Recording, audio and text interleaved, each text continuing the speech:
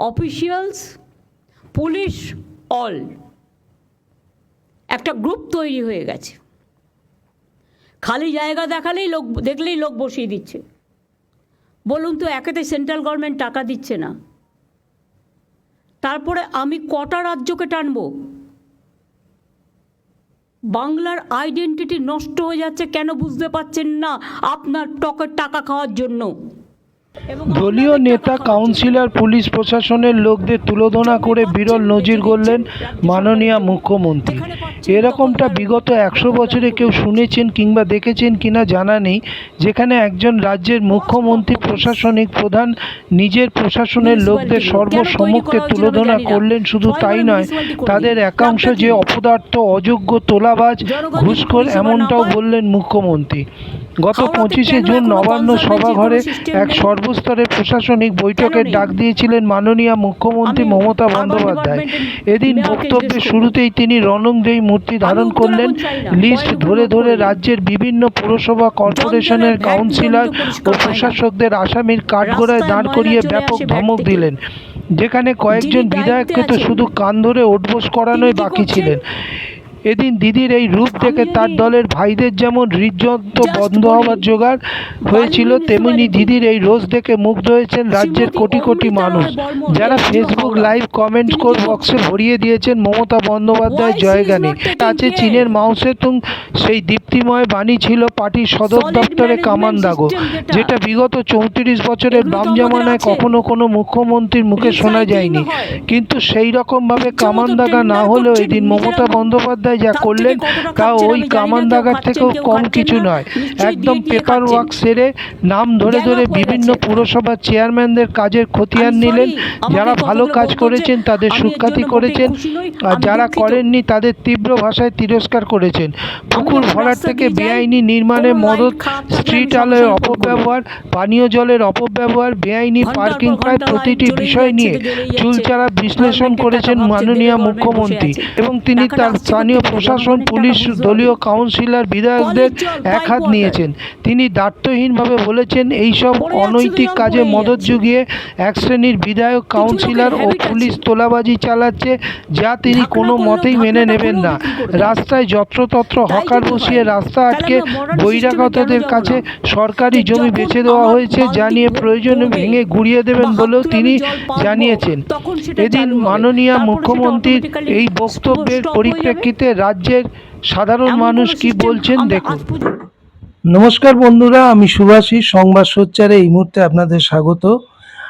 আপনারা জানেন, গতকাল মাননীয় মুখ্যমন্ত্রী মমতা বন্দ্যোপাধ্যায় তিনি রাজ্যের মুখ্যমন্ত্রী হওয়া সত্ত্বেও, প্রশাসনিক প্রধান হওয়া সত্ত্বেও, তিনি তার প্রশাসন এবং দলের নেতৃত্ব, দলীয় যে নেতৃত্ব, বিধায়ক, কাউন্সিলর থেকে শুরু করে সমস্ত স্তরের প্রশাসনিক এবং দলীয় নেতৃত্বকে যেভাবে সমালোচনায় বিঁধেছেন এবং যেভাবে তিনি প্রশাসনকে সচল করার কথা বলেছেন, তা এক অভিনব ঘটনা, যা ঐতিহাসিকও বটে।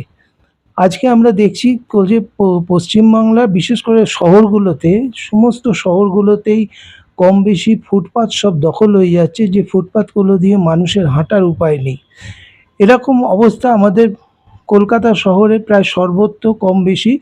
এবং তিনি নাম উল্লেখ করেছেন হাতিবাগান, কিন্তু শুধু হাতিবাগান নয়, উল্টোডাঙা এলাকাতেও এই একই সমস্যায় এখানকার সাধারণ মানুষ ভুক্তভোগী হন। এই মুহূর্তে আমার সাথে আছেন উল্টোডাঙা ব্যবসায়ী সমিতির সাধারণ সম্পাদক মাননীয় পার্থ দাস।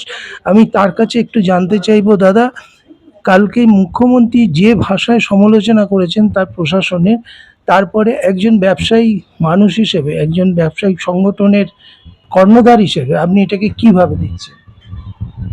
মাননীয় মুখ্যমন্ত্রী যে কথা বলেছেন সর্বৈব সত্য।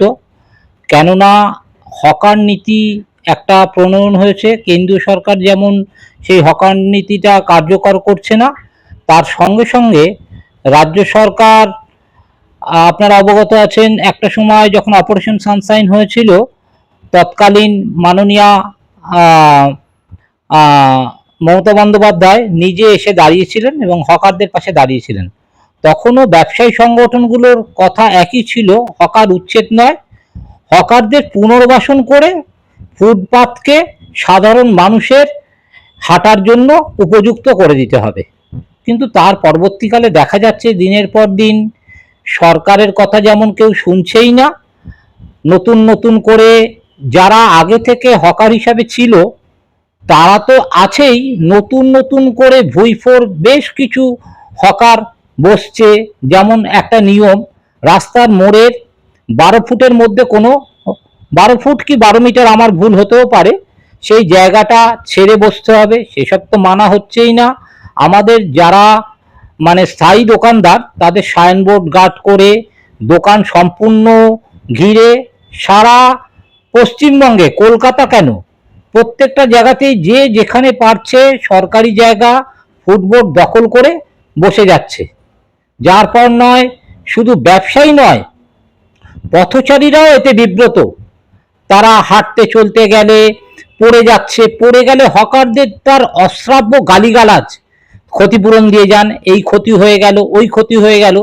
তারা যে সাধারণ মানুষের ফুটবোর্ডটা দখল করে ব্যবসা করছে, যারা কোনো রকম কোনো ট্যাক্স দেয় না, না কেন্দ্র না রাজ্য না পুরসভা, কাউকেই কোনো ট্যাক্স দেয় না হকাররা, তারা দোর্দণ্ড প্রতাপভাবে ব্যবসা করে যাচ্ছে। আমি একদম দায়িত্ব নিয়ে বলছি, হাতিবাগানে অনেক ব্যবসায়ী আছে হকার, তাদের হাতিবাগান বাজার থেকে শুরু করে এবং ওই এলাকার বিভিন্ন অঞ্চলের বাড়ির নিচে তারা মানে ট্রাঙ্ক ট্রাঙ্ক মাল রাখে, যা সাধারণ ব্যবসায়ী যারা স্থায়ী দোকানদার আমাদের ব্যবসায়ী সংগঠনভুক্ত তাদের অত মাল নেই, তারা যেভাবে ব্যবসা করে।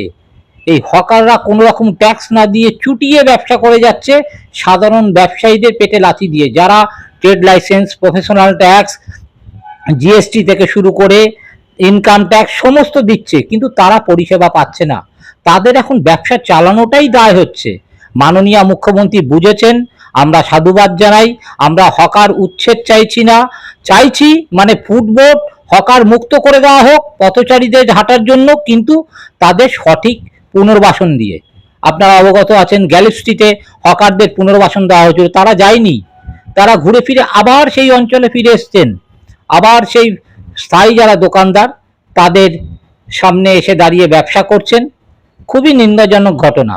সকলে মিলে সমাজের সর্বস্তরের মানুষকে এগিয়ে আসতে হবে, কেন হকাররাও আমাদের আপনার বাড়ির আত্মীয় পরিজন, ভাই বোন, তাদেরও দেখতে হবে।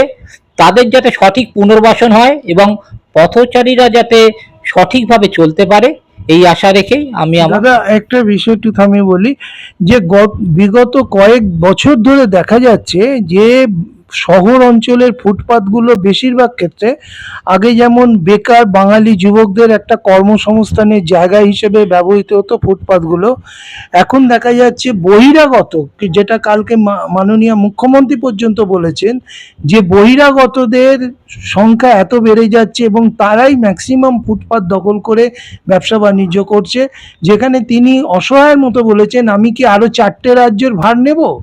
সেই জায়গায় দাঁড়িয়ে আপনি আমাদের এই উল্টোডাঙ্গা এলাকাতেই ধরুন, যেভাবে প্রতিদিন ফুটপাত দখল হয়ে যাচ্ছে প্রশাসনের এক শ্রেণীর মানুষের মদতে এবং তার শাসক দলের কিছু স্থানীয় নেতার মদতে, সে বিষয়ে কি বলবেন? এই ব্যাপারটা আমাদের অঞ্চলে অতটা মানে, যেমন অটো চালক এবং সংগঠন তাদের মধ্যে যেমন ভিনদেশিরা, বিহার বলুন উত্তরপ্রদেশ বলুন, সেখান থেকে এসে তারা অটো টটো চালাচ্ছে, কিন্তু ফুটপাত ব্যবসায়ী হকার কিন্তু খুব একটা মানে অবাঙালি নয়। অন্যান্য জায়গায় যেমন হাতিবাগান টাতিবাগান, চায়ের দোকান থেকে শুরু করে কচুরির দোকান, ম্যাক্সিমামটাই অবাঙালি। বড়বাজারটা যেমন সম্পূর্ণ অবাঙালি, তারা মানে তাদের ওখানেও ভোটার কার্ড আছে, এখানেও ভোটার কার্ড আছে, তারা দোর্দণ্ড প্রতাপভাবে মানে ফুটবোর্ড দখল করে ব্যবসা করে যাচ্ছে। এটা সর্বৈব সত্য, মাননীয় মুখ্যমন্ত্রী যেটা বলেছেন সঠিক কথাই বলেছেন। পশ্চিমবাংলা এই মুহূর্তে যদি বলা হয় যে ফুটপাত দখল মুক্ত করতে হবে, তাহলে তো বহু মানুষের রুটি রুজিতে টান পড়বে। যার জন্যই তো আমরা বলছি সঠিক পুনর্বাসন চাই, কিন্তু পুনর্বাসন বারে বারে নয়। মাননীয় মুখ্যমন্ত্রী এর আগে আপনারা অবগত আছেন, প্রত্যেকটা মানুষকে খালপাড় যেমন উচ্ছেদ হয়েছিল, প্রত্যেককে পুনর্বাসনের ব্যবস্থা করা হয়েছে, কিন্তু আপনি খালপাড় দিয়ে হাঁটুন চলুন বা গাড়ি নিয়ে যান, দেখতে পাবেন সেই খালপাড়গুলো পুনর্মসিক ভাবে আগের মতো তারা আবার বসে পড়েছে দোর্দণ্ড প্রতাপ ভাবে। এই বসাচ্ছে কারা তাদের চিহ্নিত করতে হবে, এবং বারে বারে তো পুনর্বাসন দেওয়া যায় না, একটা পাঠা দুবার করে জবাই করা যায় না, বারে বারে কি পুনর্বাসন দেওয়া সম্ভব? এক দলকে তুলে পুনর্বাসন দেওয়া হবে, পরবর্তীকালে আবার আরেক দল বসে যাবে। গভর্নমেন্টের কত পয়সা আছে, কত ক্ষমতা আছে, জায়গাও তো সংকুলন হবে না, কোথায় তাদের পুনর্বাসন দেবে? আপনি উল্টোডাঙ্গা ব্যবসায়ী সমিতির সাধারণ সম্পাদক, উল্টোডাঙ্গার ম্যাক্সিমাম দোকানদার আপনাদের সদস্য। এখানে একটা সিআইটি জায়গা আছে যেটা গতকাল মুখ্যমন্ত্রী বলেছেন যে সরকারি জমি পর্যন্ত দখল হয়ে যাচ্ছে। সিআইটির একটা জায়গা আছে মুচিবাজার এলাকা, সেখানেও বহু দোকানদার এইভাবে বসে গেছে। এই বিষয়গুলো কি করে বলবেন যে সরকারি জমির ওপরে ব্যবসা হচ্ছে, অথচ সরকার চালানা পয়সা কোনো কিছু পাচ্ছে না এখান থেকে, কি বলবেন? এটা তো খুবই নিন্দনীয় ঘটনা, কেননা যেভাবে সরকারি জমি দখল হয়ে যাচ্ছে সেরকম দেখতে গেলে অনেক, মানে কি বলবো, ঠক বাজতে গা উজাড় হয়ে যাবে, এরকম অনেক আমরা জানি। সিআইটির ল্যান্ড, কেন এই কলকাতাটা সম্পূর্ণ উন্নয়নের জন্য কেআইটি দেখে, হ্যাঁ, অনেক জমি বলতে পারেন 20% জমি মানুষ এরম দখল করে করে যাচ্ছে। এর প্রতিবাদ হওয়া উচিত এবং তাদের উচ্ছেদ করে গভর্নমেন্টের রেভিনিউ আর্ন করা উচিত, আমরা মনে করি। ধন্যবাদ মাননীয় পার্থ দাস মহাশয়কে আমাদের সঙ্গে কথা বলার জন্য। আমরাও আশা করব মাননীয় মুখ্যমন্ত্রী যেভাবে যে নির্দেশিকা কালকে তিনি দিয়েছেন এবং তিনি যেভাবে তার প্রশাসনকে সজীব করার চেষ্টা করেছেন, আগামী দিনে প্রশাসন সেইভাবেই কাজ করবে। নমস্কার, ভালো থাকবেন।